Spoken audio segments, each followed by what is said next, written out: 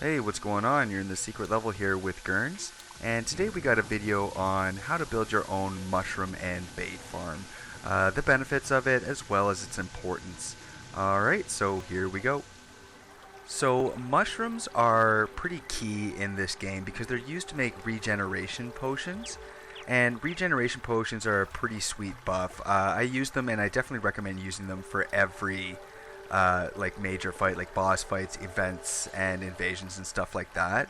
And you might not find them as common as you want them. I know I definitely didn't before this farm. I was always running out of mushrooms, especially once you unlock hard mode and regular grass becomes less and less common because of the spread of hollow and crimson or corruption, whichever one you have.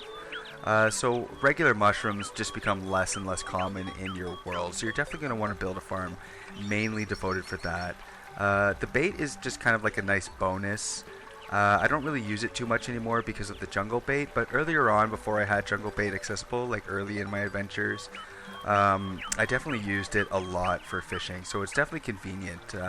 So anyway, so let's start out on what you guys need to build this thing. So what you're going to want to do is build a bunch of rows, as many rows as you want. I have 8 rows here. I find that's enough of glass and dirt. One block row of glass, and 1 block row of dirt with grass on it. You can either use the staff of regrowth, or you can get grass seeds from the Dryad. Now, between each row you want 1 block of space. And I'll explain why. So grass normally requires 2 blocks of space to grow, but as long as the bottom part is made of glass, it can actually grow through the glass. So the glass basically counts technically as another block of space. So it's technically 2 blocks of space that you have there, even though they're spaced only 1 block of space together for efficiency. It can still grow. Now, also, the reason why you want to have a layer of glass on the bottom of your dirt is to prevent vines from growing downwards. Because if you don't have that layer of glass, or at least something else, if you don't have glass or don't want glass for some reason, then vines will grow downwards and it will prevent the spawn of mushrooms. So you don't want that. So also, before you go building a whole bunch of rows of glass and dirt, we'll take a look at the wiring here. You can see that they're all wired up with actuators as well. So just a note, guys, as you're building each row, you're probably going to want to add the wire and the actuators to each row as you build each row either up or downwards. And the reason why is because I made the mistake actually of building all the rows first and then trying to add some wired actuators after. And some of the middle ones I had a bit of trouble reaching. And then I kind of had to like destroy them and then get in there and then rebuild it back up. So it just took a little bit longer. So yeah, just a little tip there, guys. So as far as the wiring goes, as you can see, I have it all wired up with actuators and wire connected to this switch over here. Now on the bottom here, I have a conveyor belt that's already actuated. Now if you want to know how to reverse the actuation, because these ones are not actuated as you can see, all you really have to do is just get your actuation rod from the traveling merchant. The traveling merchant will sell it to you, and just use it after you've placed your actuators on the conveyor belt. Use it on all the actuators on your conveyor belt, and it will reverse it as long as these ones are solid at the time. If you don't have the actuation rod, all you really have to do is just connect the conveyor belt to a switch while these are not connected, and then throw that switch over just once so that it's actuated, and then disconnect it, or you can just then connect these ones to that switch, and then it will be reversed. Alright, so basically the way this works is I just have the switch here. It will actuate all these, which will make all the mushrooms and the bait fall onto this conveyor belt. The mushrooms will roll to me, the bait will kind of just start jumping around, and then I just collect it all up. So yeah, let's do that right now.